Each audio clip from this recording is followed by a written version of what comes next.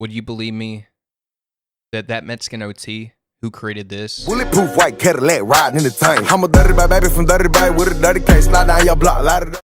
had a major influence from Slickrick in creating the song?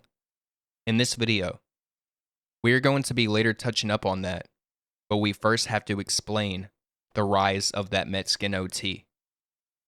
That Mexican OT is fresh out of the Bay in Texas, who has received a lot of attention as of more recently, especially with the likes of his newest album, Lone Star Luchador. I need 30 piece for the winner. I'm about to make music, get high and eat dinner. Hibernating like bitch out in Yellowstone. My vatos locos, and we tipping 4-4. And how you mess a rotation, just take a hit and pass it back. And they know how I'm stepping, I'm from the south side of the map.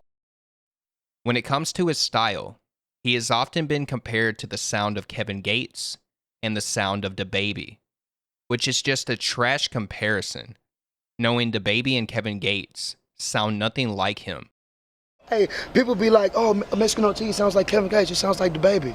Right. Maybe my tone, but their delivery ain't fucking with it. I feel like Megan Stallion delivery closer to my delivery. Cause like she's switching it up every 4 flows, always keeping it chopped up. It's not a simple flow, you know what I'm saying? Yeah. Like it's always different and just keeps them entertaining. My flow is so entertaining, I can do straight verse, no hook, and it's gonna jam. Growing up, OT's family were aware of his ability of rhyming words. OT can recall having a moment with his father where he would often wake him up early in the morning to rap battle people that were in his house, as well as his mom, who he remembers telling him when he was a kid, "My son is going to be a rapper." I remember I was failing every class in first grade, and my mother's name was Sophie. They were like, "Sophie, he's failing every class. What the fuck is going on? He's in the first grade, right?" And my mom said, "Fuck that school. My son gonna be a rapper." Your mom said that? Shit you not, bro. Shit you not. Wow. I remember, bro, my dad used to have a house full of women, you know what I'm saying? And he'd have like 3-4 dudes over. And the only reason why those dudes was there is because my father was gonna wake his 7th grade son up and like before school and be like, you know what I'm saying? My father would come in the room and be like, "Son, you ready to whoop ass?" I'm like, "Dad, I gotta get to school." And he's like, "Fuck school. You ready to rap or you ready to whoop ass?" And I'll be like, "Let's go." Go down there, eat them niggas up, and he'd have one of his little hoes or somebody take me to school. So like you would have all these people in the house, right? And like your dad would be like rap, like you battle them or like you rap in front of them, like what would I'd fucking eat them niggas alive. I'd battle them. Do you want me to freestyle? Yeah, come on. Got white on my shoes, got bleach on my jeans, got that black on my shirt. If you talk to me slick, then I kick it where it hurt. Hit me, get it beat, I'm a killer with some bars. When I was younger, I'll shoot for the stars. Now I'm 17 and I'm going for the head. Every time I try to rap, it's a mission playing dead. Put the microphone in my hand and giving me the juice. Now, while it may have seemed like Mexican OT had a tight support system growing up, there was also a lot of trauma that he would have to deal with as well.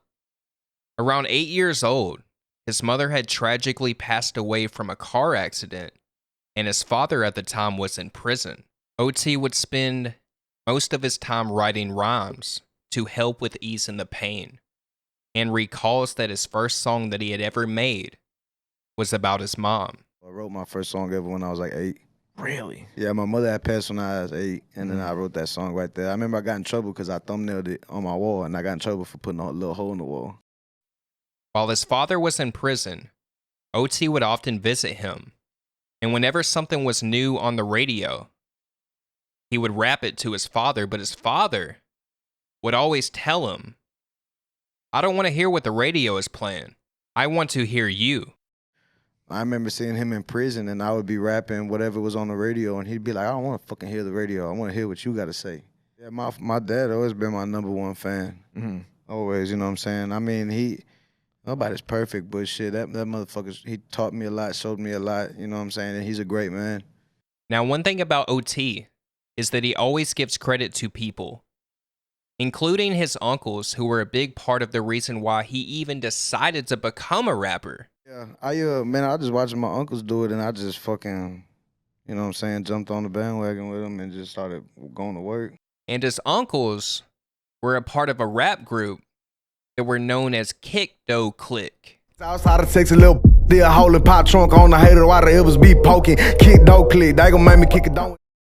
Between 2020 and 2022, OT would release South Texas, Southside Steppin', 100, and Nonsense and Mexican Shit.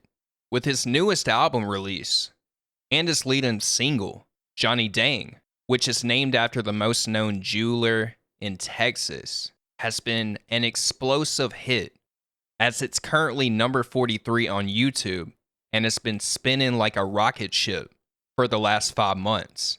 The song itself features the Southside legend, Paul Wall, and Drody, who before even doing the song, originally thought OT was going to charge him for the feature.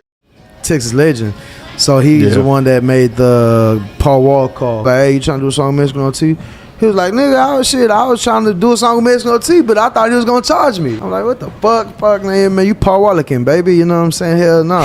And fun fact, actually, Mexican OT explains how a lot of his influence came from Slick Rick in creating the song. Yeah. Now, what about when you recorded Johnny Dang? Did you know in the studio, like, oh, I just dropped some heat? Man, when I was writing it. Really? Yeah. What was it? You know Slick Rick? Uh-huh. He got that Once Upon a Time. Once upon a time, not long ago. And then remember that one he sampled Inspector Gadget. Yeah.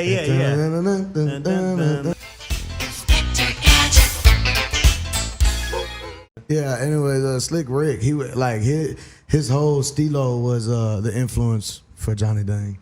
Like that Once Upon a Time not long ago. That's when I was like Louis Vuitton umbrella when I walk through the rain. Louis Vuitton umbrella when I walk through the rain. Oh shit, that was that Slick Rick flow. I didn't even know that. Yeah.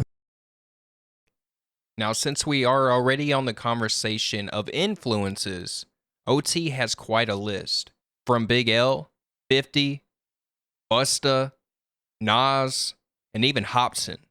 If there was somebody that I would consider like who I wanted to sound like, and you know what I'm saying, was that guy for me, was Big L. Like I was always jamming like a lot of the East Coast, from Philly to Detroit to New York, like 50, Nas, Big L, and Busta, probably like that. You know, that's my shit. And I was already jamming Hobson. Hobson was another one that I was really jamming, that was fucking it up.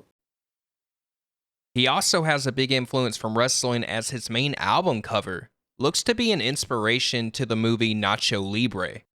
Did you tell them they were the Lord's chips? There are no spices. Where are the chips? Somebody stole them. Did you not tell them that they were the Lord's chips? Bro, Nacho's goated. Really Jack Black. Really Jack Black.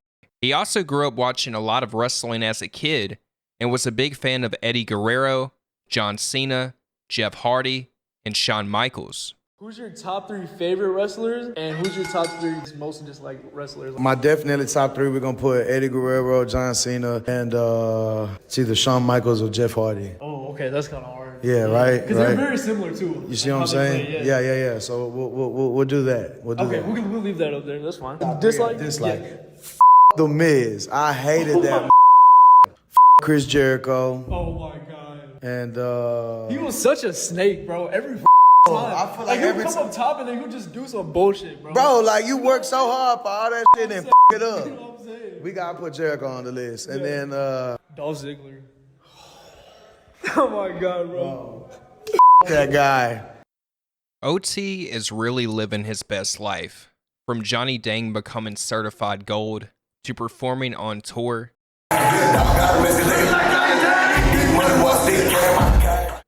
If you guys enjoyed this video, make sure you smash the like button, and I will see you guys in the next one.